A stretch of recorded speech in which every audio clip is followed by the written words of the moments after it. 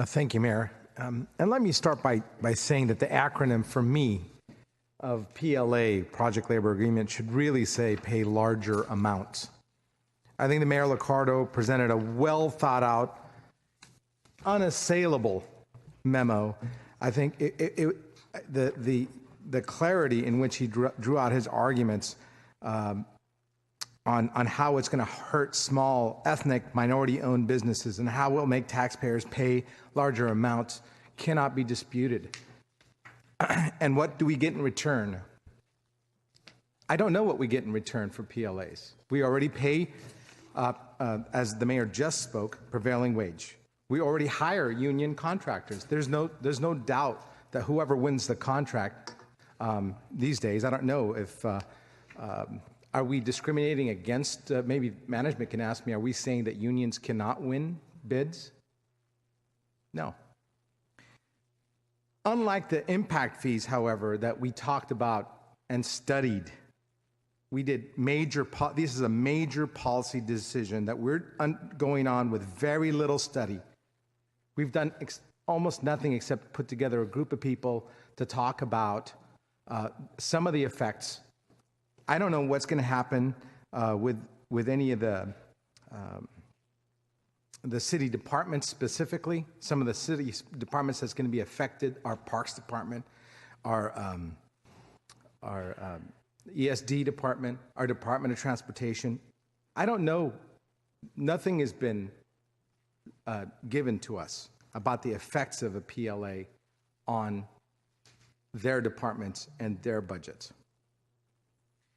I did a lot of research on this. I reached out to school districts. I looked at studies, some of which were cited in Mayor Liccardo's memo, and I urge my council colleagues to read them if they haven't. Some unbiased studies that had specific schools and the construction projects in those schools in California cited, where their costs went up between 13 to 15%. One of those studies was the National University Studies, and there are many others that will go anywhere between 13. Actually, I looked at them between 18% and 8% and 30%, is what some of the studies say. And the school district that I talked to said before they had PLAs, they actually paid 30% less. This is a local school district that after passing a bond had to pay 30% more because they stepped into a PLA.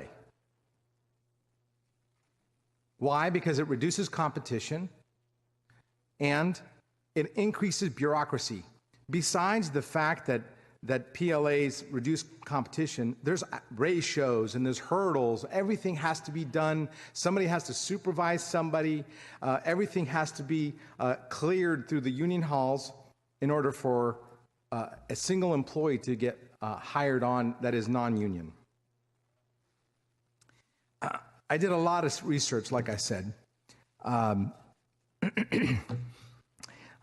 If you take a conservative 15%, which was what that study that I just cited from National University said, and do the math on just the Department of Transportation, which has $800 million in backlog to make our streets go from the current poor condition to a good condition, it would have a huge effect.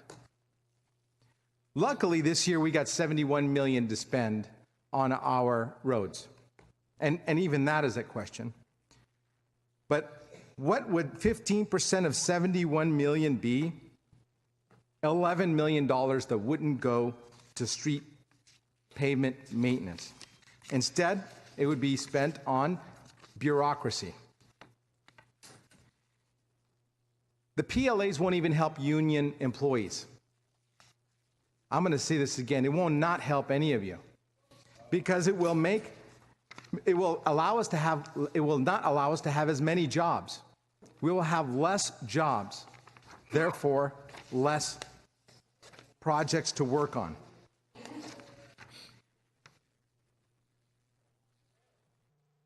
Yes, really.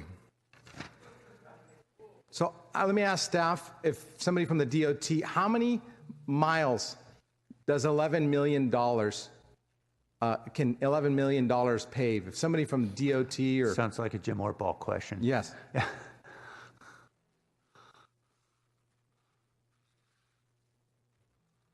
What does $11 million look like in pavement? Yeah, Per mile. Councilmember Khamis, Jim Ortball, Director of Transportation. A typical sealing treatment costs about $150,000 a mile. Multiply that by 11,000 or 11 million. I can do it off the top of my head. I can pull out my calculator here and do that. It's about $150,000 per mile for street sealing, about $500,000 to $750,000 for street resurfacing. So about 100 miles of sealing, and I don't know about surfacing because I could do the math. Yeah, that math a little probably easier. in the neighborhood of 18 to 20 miles. Yeah. Let's take a look at the. Thank you. Let me take a look at the pollution control plant, which in the next few years we're going to be spending $1.5 billion on those projects. What would 15% of $1.5 billion be? $225 million. Now, granted, I don't know what $225 million will actually buy us at the water treatment plant, because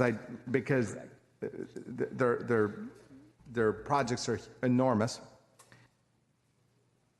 But at this point, I think that a PLA might put us in trouble with people who are already suing us with spending too much money on the plant. And then if we tell them that we're going to have to spend an extra 15% more just on bureaucracy, I think it might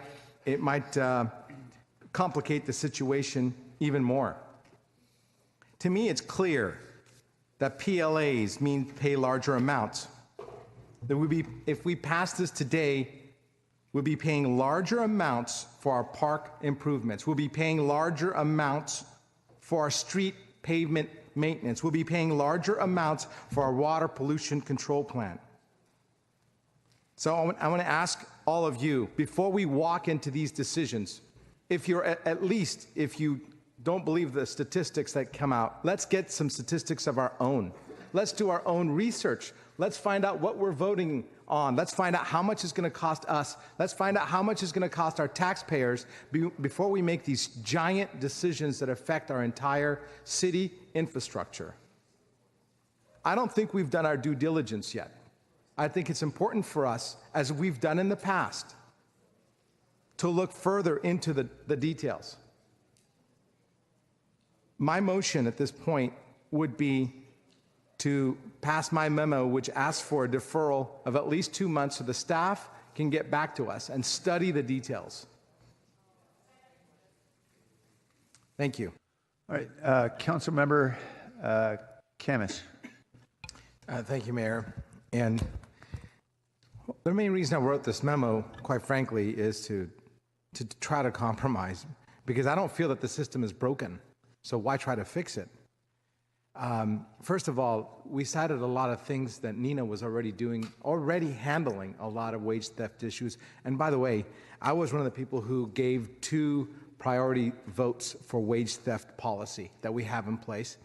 And I fully support not having wage theft being enforced. And we are enforcing it. And thank you, Nina, for doing so. Are you saying that all of the violators are non-union shops, or are some union and some non-union? It's an equal opportunity. So we have union contractors and non-union contractors. So they both violate wage law. So we're actually not getting anything more potentially out of PLAs. Both types of shops do it. And quite frankly, the argument that merit shops aren't doing, they have apprenticeship programs. It's not that they're bereft of apprenticeship programs. How else do they continue recruiting for their workforce? And number 3, I really don't understand the fact that if you like Ms. Salada's work in the community, why would you want to make her corporation less able to bid on contracts for this that are city involved? I just don't understand that. This is why I don't even think that the system is broken. We're not protecting anyone. Both union and non-union employers break the rules occasionally, sometimes by mistake, and I don't want to paint everybody with a bad paintbrush, whether they're union employers or non-union employers. Just because somebody maybe have had a bad, poor employee administrator who forgot to dot an I doesn't necessarily mean that they're criminal. And so painting non-union shops as less than, I think, is a mistake. Saying that they don't hire apprentices is a mistake. What are we really trying to get here? What are we really trying to get here? And to me, we actually have a lot hotter issues for the city to address, a lot more burdensome things to do than to try to create a solution for a problem that doesn't exist.